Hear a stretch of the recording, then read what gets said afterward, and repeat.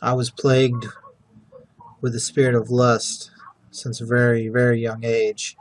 Actually, the summer before I went into third grade is when the spirit of lust really had a hold on me and began to manifest in and through me in my actions. And how that happened, I was exposed at a very young age. Around 6, 7 years old, I was exposed to pornography.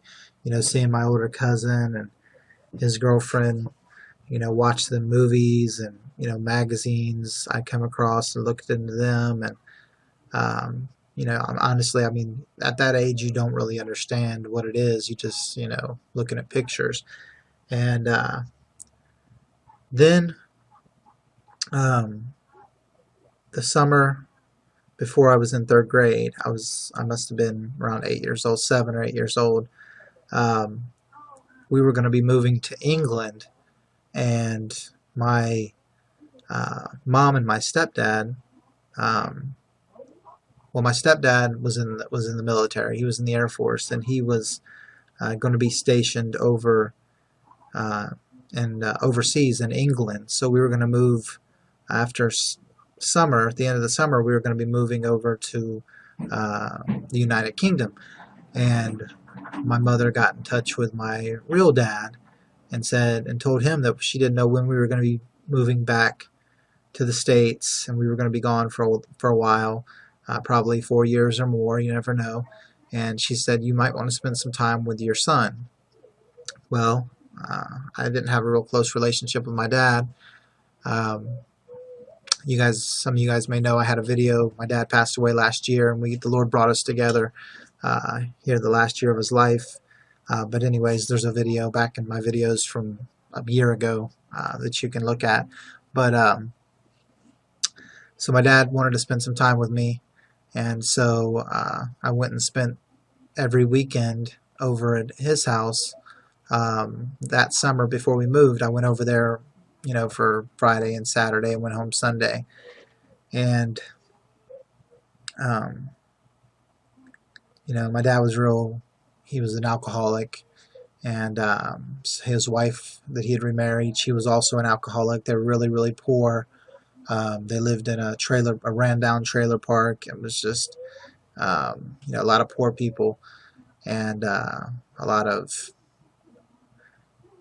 nothing against trailer parks or anything like that. My mom's lived in trailer park before, and we still know people live in trailer park. Nothing against a trailer park, but this particular trailer park had a lot of bad things going on. Parties, drinking, drugs, all that stuff. And this is, a long time ago. It's 25, almost 30, almost 30 years ago. So, anyways, I went to spend the weekends for those couple months over at my dad's house, at this trailer park he lived in, and his wife, her name was Bev. She had 2 daughters. They were teenage daughters. I think one of them was maybe 12 or 13, and then the other one was older, like 16 or 17, maybe 16. I'm not really positive of their ages, but they were older. One of them, I think, was in junior high, and the other one was in high school. And anyways, when I went over there,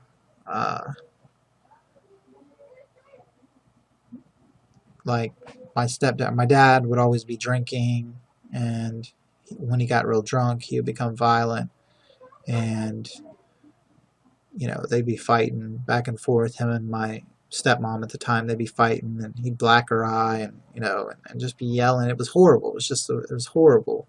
Um, and I'd never been exposed to quite anything like that before. Um, you know, and they would make all of us kids. Jennifer was the junior high uh, age girl, and then Lisa was the oldest girl, which she must have been 15 or 16.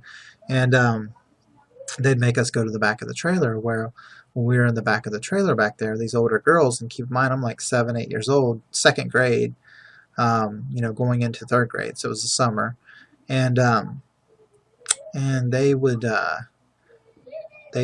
they would get me to do things to them and do things to me, and they'd say, let's go play house. So we'd sit back there in the back of this trailer pretty much all weekend long while they were up front drinking and doing whatever they were doing, smoking and getting high or doing whatever they're doing, and we'd be back there in the back of the trailer, and we'd be playing house, and and I'm not going to go into all the different things that was done to me and I was done to them and all of those things. I'm not going to go into all of that, but you guys can imagine. And and I didn't know any better, and I really didn't know that I was doing anything wrong, and I really didn't understand what was going on. But this happened all summer long, and went over. Then after that summer, we moved to England, and in third grade over there, I was having a lot of issues when I first started school. I was actually going up to girls and touching them in inappropriate places, actually grabbing their crotch areas and looking up their skirts and just lifting up girls' dresses. I mean, I was doing all kinds of things like that, and I didn't even understand. I mean, looking back, I didn't even know why I was even doing that. I mean, I didn't know it was even wrong. It was like, and I always had a feeling inside me that since that happened that summer, I've always had a feeling inside me until I was actually born again and the Lord filled me with His Spirit. I always had a feeling inside me that I was going to die at a young age. I believe, spirit of fear and the spirit of lust and perversion and just sexual sin and just evil, just lust and fear, I believe, entered me that summer, and it just began to manifest in and through me over there in England. And I got into a lot of trouble there in third grade because I was touching girls and just being rebellious and acting out, and I never told anybody. See, I didn't ever tell my mom or my stepdad or anybody what had happened to me. I just told my mom, maybe a couple years ago about this, but it just, from that summer,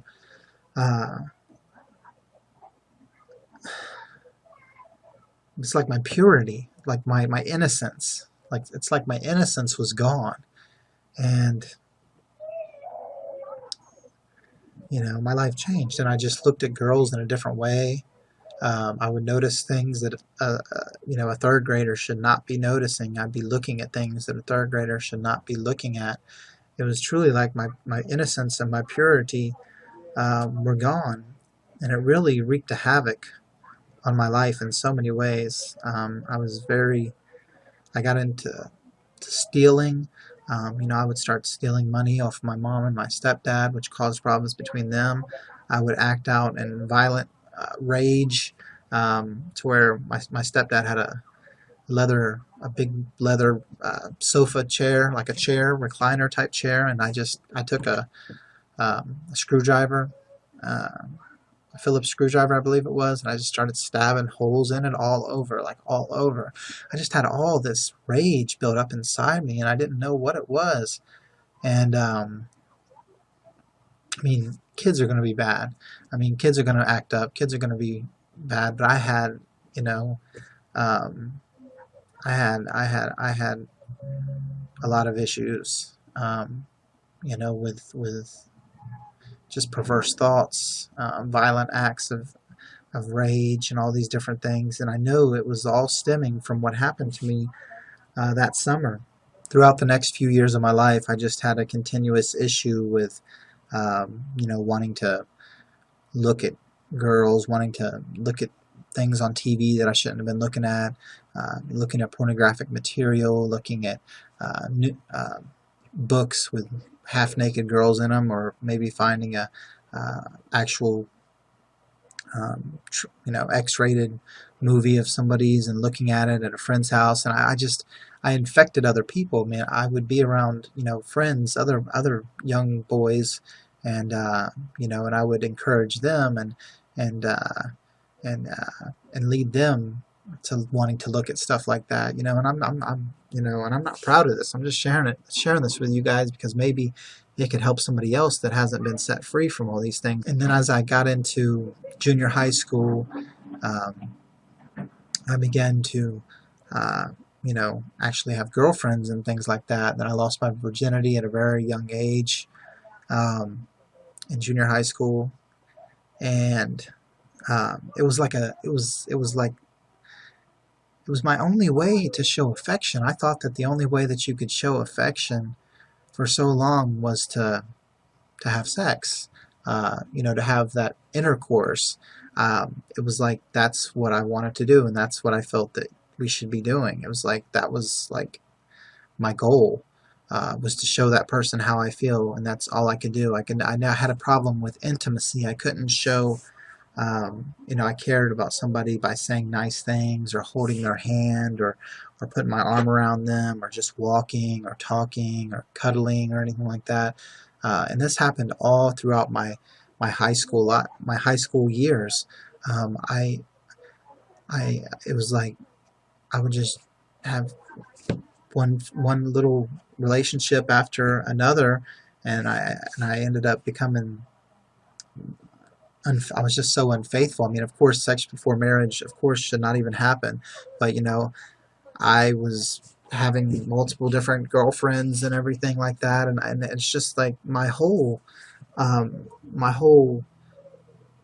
perception about women was just like a plaything, like it was just not real, like it was just a game or something. I don't know why I thought that way. I just honestly, I really must have had the demon of lust and the demons of lust and inside of me, because now when I look back, I don't know how I was that way, but it was just like it was normal for me. Even in high school, there for a while, I was going to church, and uh, I thought that I was saved. I believed the doctrine of once saved, always saved, and I was thinking that pretty much I could do whatever I wanted to do as long as I believed I was okay. But here I was doing all these sexual sins and doing all these perverse things, and having all these things in my heart and mind, and I was called, basically I would have called myself a Christian.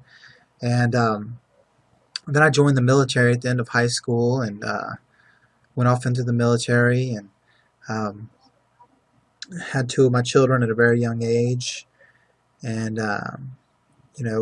actually, and went through a divorce with their mother, and the same, was having the same issues. I was an adulterer. I didn't truly love her. I just married her because we had two kids, and the only way that we'd be able to support the kids was to get married, and so the military insurance would cover them kids.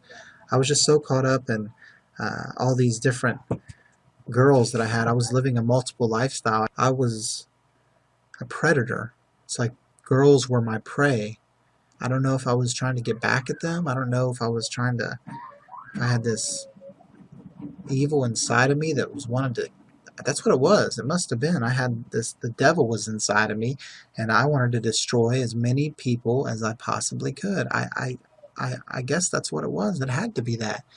I was a sexual predator, and I even I was about 19 at the time when I got married, and I was dating girls, 17-year-old girls that were still in high school, seniors in high school, and things like that. And then I also liked older girls too. I mean, I was just totally possessed with the demon of lust.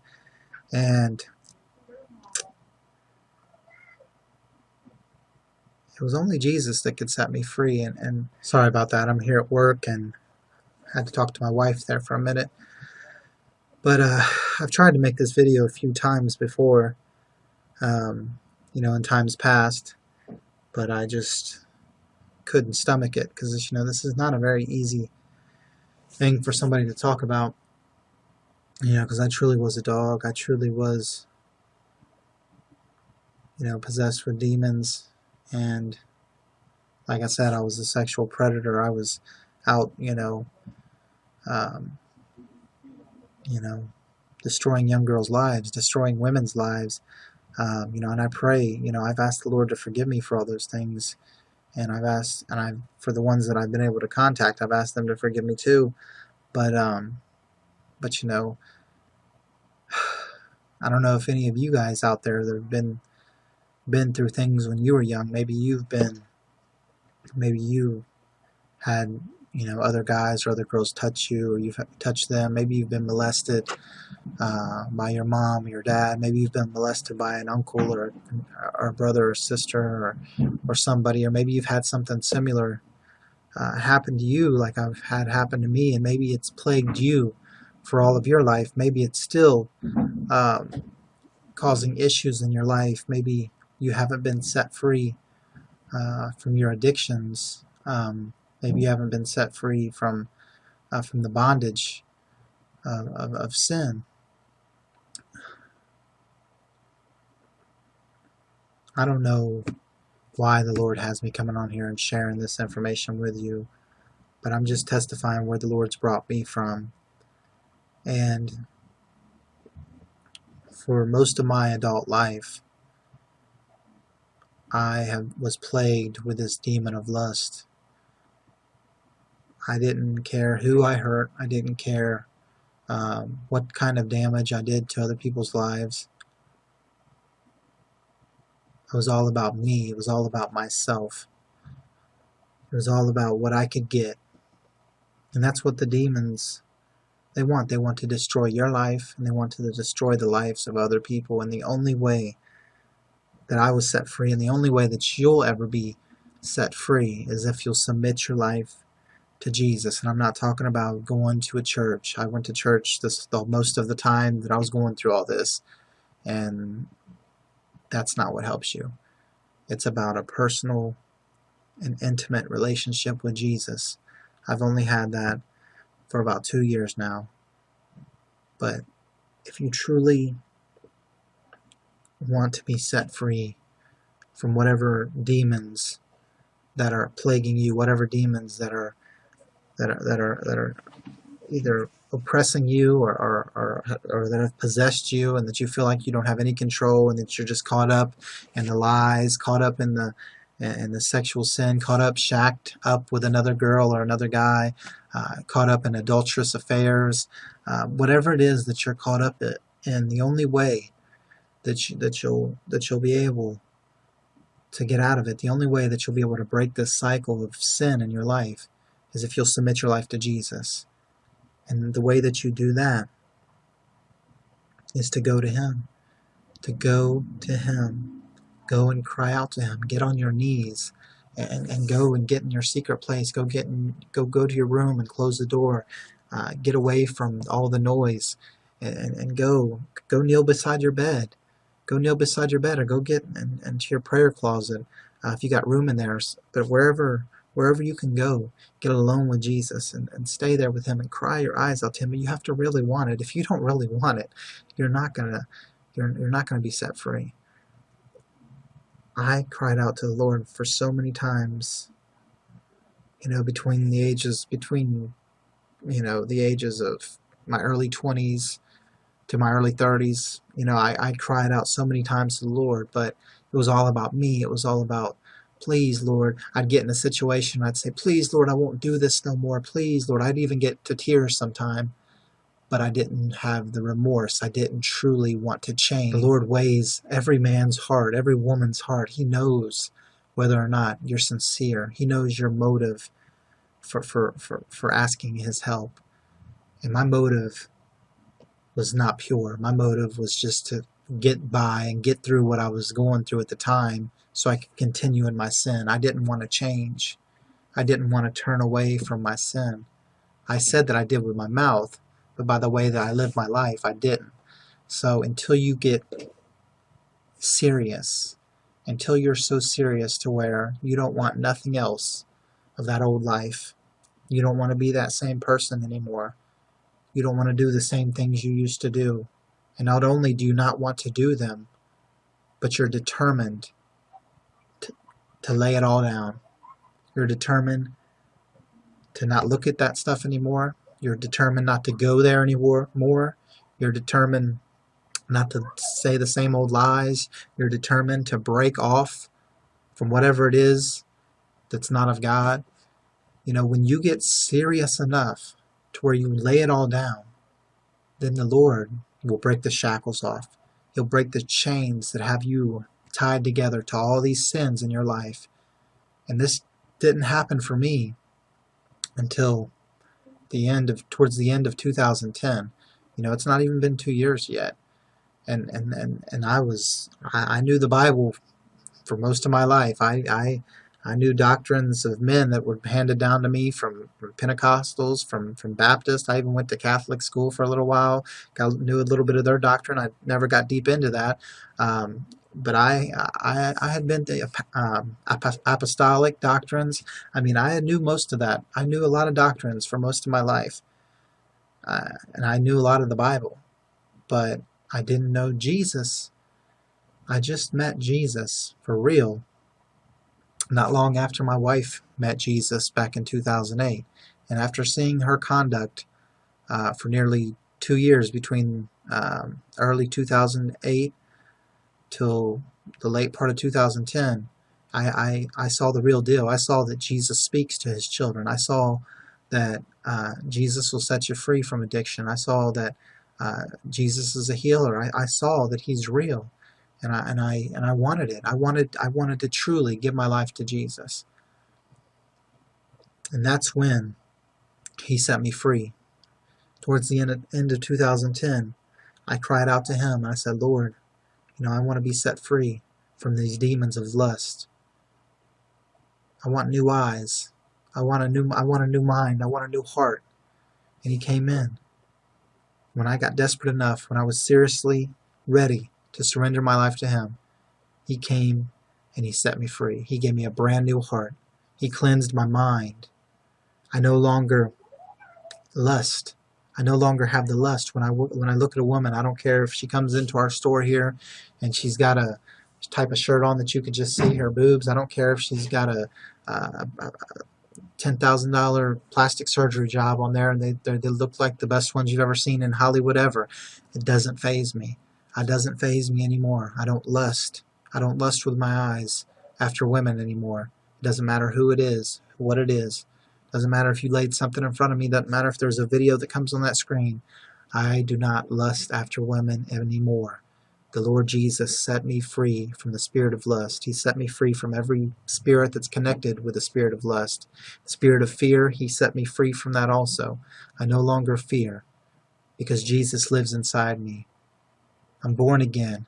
I came onto YouTube December 24th of 2010, and it was not long before that the Lord baptized me with the Holy Spirit, and he totally cleansed me, purged me of all uncleanness.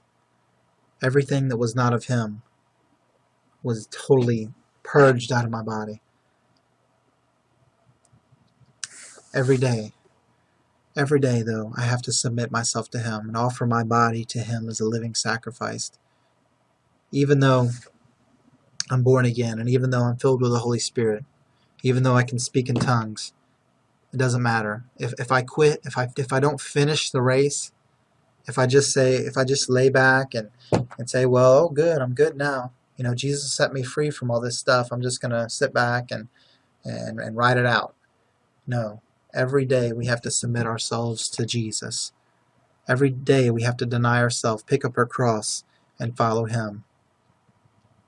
If we were going that direction, south, now we've got to go that direction. We've got to keep going that direction. We've got to keep going down that narrow road. We've got to keep going in Jesus Christ. We've got to finish the race.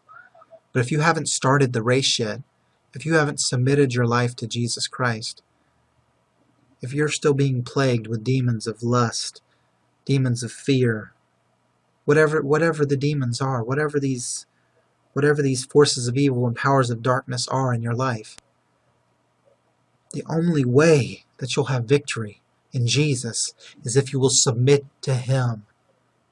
Submit to him. Submit to Jesus.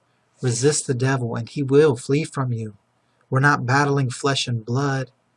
I'm not battling what those girls did to me in the back of that camper. I'm not battling what my dad did to me that long ago. I'm not battling what any man or woman did to me. Yes, you need to forgive all those people, and I had to forgive all of those people, because you can't be forgiven unless you forgive. Forgive them. Forgive them. Say, Lord Jesus, I forgive them, for they know not what they do. Lord, I forgive them.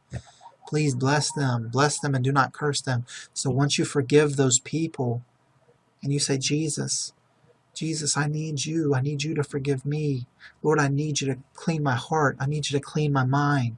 I need you to make me brand new. Once you get desperate enough to call on Jesus and ask him to come into you and make you brand new, then he'll do it. But you have to be serious. Nothing in this world could be more important than your relationship with Jesus and where you stand with him. Ask him to come into you and do whatever he has to do to make you fit for his kingdom. My friends, if you are serious about giving your life to Jesus, if you're serious about being set free from sexual sin, if you're serious about being set free from lust, perversion, whatever addiction you have, pornography, masturbation, whatever sexual sins it is, whatever fear it is, whatever it is that's not of God, your conscience, your God-given conscience that you have knows what it is that you need to be set free from. Only Jesus knows. I don't know anything. But Jesus knows, and you know what it's in your life that's not pleasing to Jesus. If you want to be set free, you must go to Jesus. Go on your knees. And it's not a one-time, I done did that like a flu shot. Every single day for the rest of your life, you must submit yourself to Jesus Christ. The first thing you do, and all throughout the day, praying, all throughout the day, asking him to mold you and make you and shape you into who he called you to be. But you must submit your life to Jesus Christ. Go to Jesus. Go and cry out to him. You don't need another man. You don't need a book. You don't need any other thing. You don't need a self-help book. You don't need a counselor, a psychiatrist, or anything like that. You need Jesus. God is spirit. Without Jesus, you will not be able to do anything. But whom the Son sets free is free indeed. Jesus will set you free. But you must go to him. He's waiting for you. The door of mercy is still open. But I don't know how much longer it's going to be open. So please, go and cry out to him now before it's too late. He loves you. He will set you free. It doesn't matter what you did in your past. He'll make all things brand new. But you've got to go to him. Run to Jesus before it's too late. May Jesus bless you.